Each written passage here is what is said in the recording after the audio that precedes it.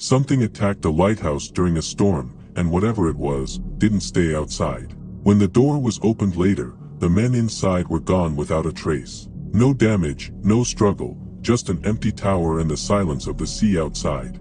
Welcome to Lost Delivery. Flannan Lighthouse Mystery.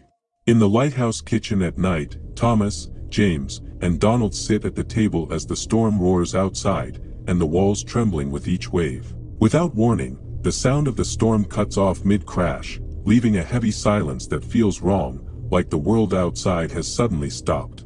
They wait for the sound to return, but instead, a slow dragging noise begins above them in the tower, something heavy moving across the floor where no one is. Thomas stands immediately, staring at the ceiling, because the sound is too deliberate to be wind. Climbing the stairs, the air grows colder with each step, and the lantern light above begins to dim unevenly, as if something is passing in front of it, again and again. James pauses when he notices the shadow of something moving along the wall, but there is nothing there to cast it. At the lantern room, the mechanism is still turning, but the light keeps fading in pulses, each time longer than before.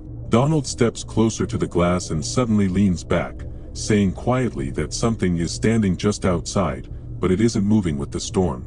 As Thomas turns to ask what he means, something violently slams into the glass from the outside, a dark shape filling the entire frame for a split second, before vanishing. The impact shakes the room so hard that the light cuts out completely.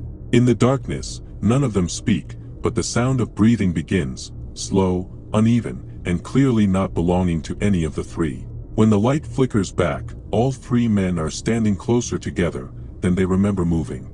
They rush down the stairs, now trying to leave, and find the lower door wide open, with the storm raging again, as if it had never stopped. Donald looks back once and freezes, because the darkness inside the tower looks deeper than it should, like it continues beyond the walls.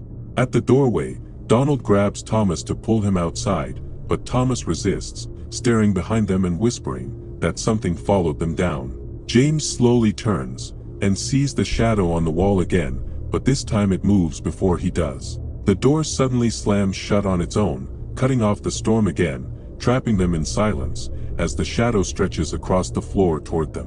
None of them run, because they can't tell where the floor ends, and where the darkness begins. Days later, Joseph Moore enters the lighthouse and finds the meal untouched, the chair overturned, and no sign of the men anywhere. As he stands in the same room, the sound of the storm outside abruptly cuts off again. The official records later showed no storm had passed the lighthouse on those nights, yet the logbook entries described violent winds and growing distress in all three men's handwriting, until the final line was written calmly in a fourth, unrecognized hand, noting that the others had already gone outside. If you think you've understood what really happened in that lighthouse, look again, because some records are written after everyone is already gone. Follow for more true stories like this, where the answers are there, but never where you expect them.